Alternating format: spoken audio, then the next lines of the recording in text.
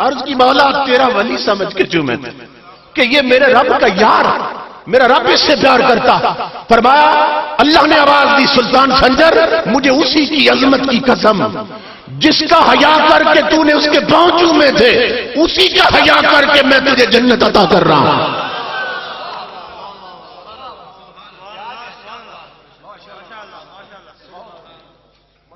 وہ اتنا حیا کرتا.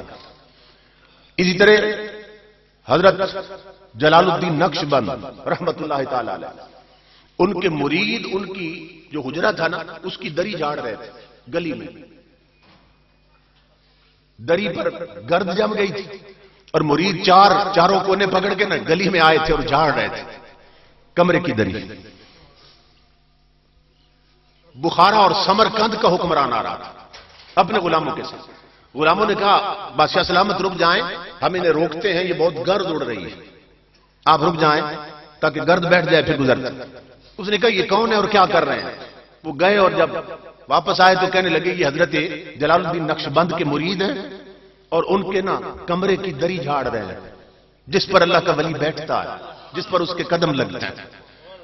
یہ کہنے لگا اچھا پھر ایسا کرو انہیں روکو نہیں، انہیں کہو اور زور سے جھاڑے، میں اس گرد میں تھوڑی دیر کھڑا رہنا چاہتا ہوں. سمرقند بخارا کا حکمران، اس نے کہا اور زور سے جھاڑو، وہ جھاڑنے لگے. اس نے کہا اور جھاڑو، اس نے تاج اتار دیا، بالوں پہ خاک پڑی، چہرے پہ پڑی، جبے پہ پڑ گئی. اس نے کہا بس میرا کام بن گیا. یہ جب فوت ہوا ایک بزرگ نے خواب میں دیکھا، کہا تیرے ساتھ کیا بیتی؟ کہا عذاب آئے تھے زندگی بھر کے عمل عذاب بن گئے. جب میرے قریب پہنچے اللہ نے فرمایا عذاب پیچھے ہٹ، اس نے میرے ولی کے گھر کی دری کی خاک میں غسل کر رکھا، ہم نے اسے جنتی بنا دیا.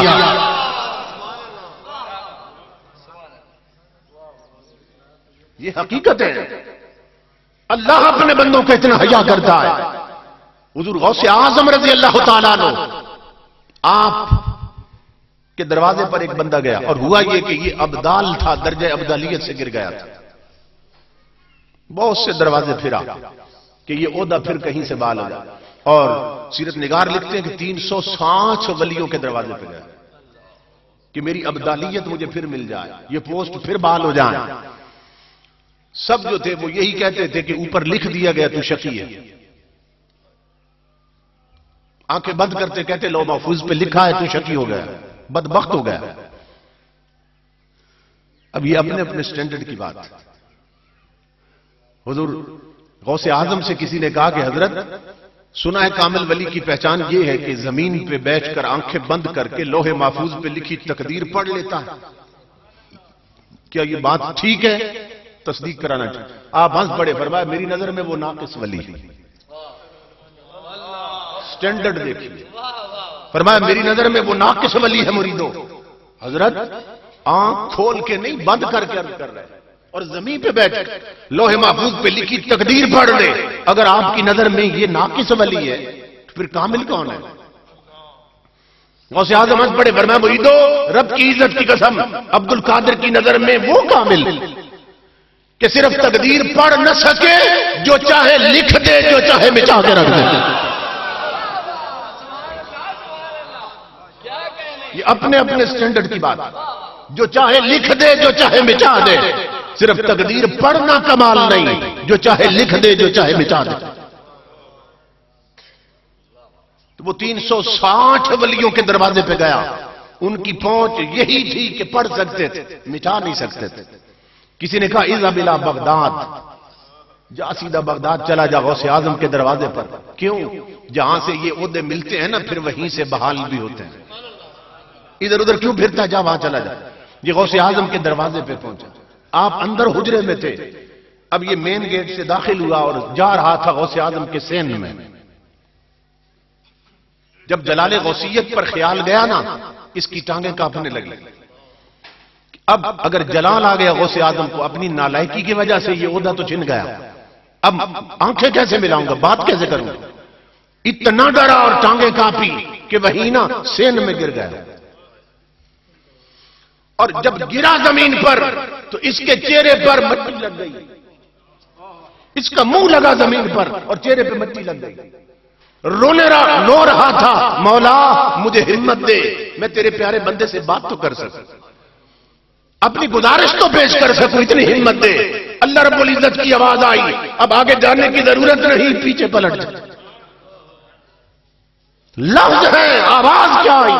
اللہ نے فرمایا یا فلانو لتخط جبہتوں کا بے تراب باب محبوبی افوت عن خطیئتے کا وآتیتو کا مقام اعلیٰ من مقام کا سابق. کہا پیچھے ہٹ، پلٹ اپنے گھر کی طرف، آنسو صاف کر. کیوں؟ تیرے چہرے پر میرے یار کے گھر کی مٹی لگ گئی ہے. اس مٹی کا حیا کر کے میں نے صرف تیری خطا معاف نہیں کی بلکہ پہلے سے بڑھ کے اونچا رتبہ عطا کر دیا. وہ تو اپنے محبوبوں کے گھر کی مٹی کا بھی حیا کرتا.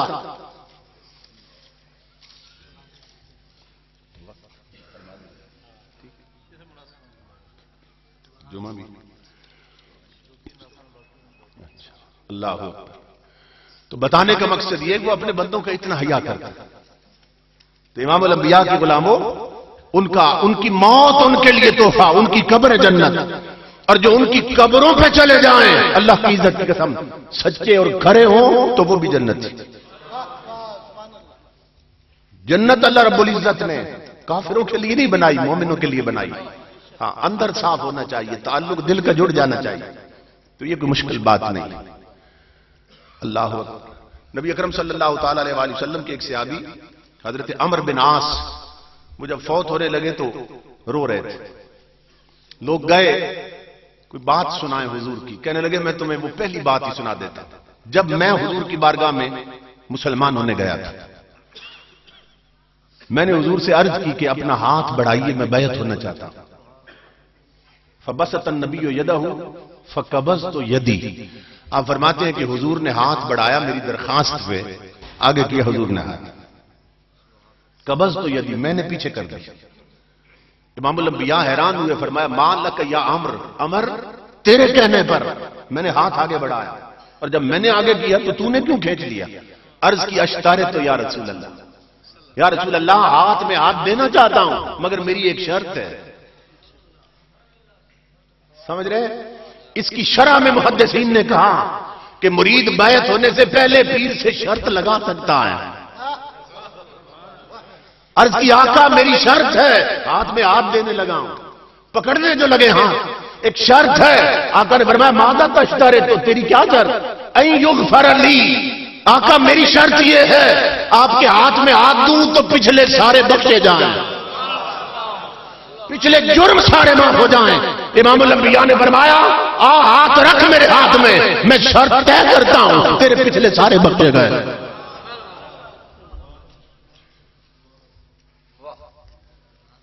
امام الانبیاء نے بتایا یہ ہاتھوں کی برکت، تاجدار کائنات. اور یہ دیکھیں نا، ایک میں دلیل دے رہا ہوں، آب زمزم جو ہے ایک پیغمبر کے ٹھوکر کی برکت. جنہوں نے مکہ شریف دیکھا انہوں نے بھی پیا، جنہوں نے نہیں دیکھا انہوں نے بھی پیا.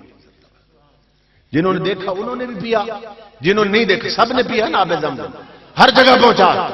تو یہ کتنی صدیوں سے چل رہا ہے اور یہ قیامت تک جائے گا. یہ کیا ہے؟ یہ نبی کے قدموں کا فیض ہے.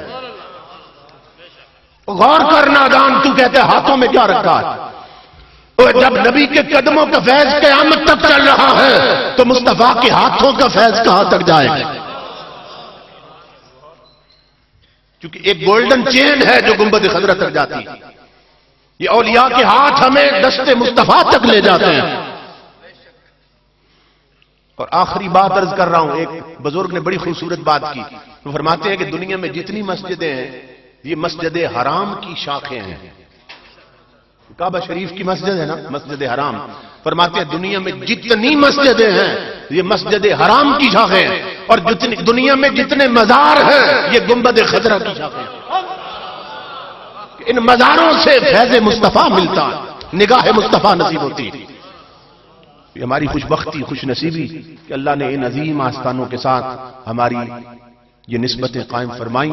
اللہ پاک انہی نسبتوں پہ زندہ رکھے، انہی پہ موت آئے، اور انہی عظیم اللہ کے ولیوں کے ساتھ ہمارا حشر ہو.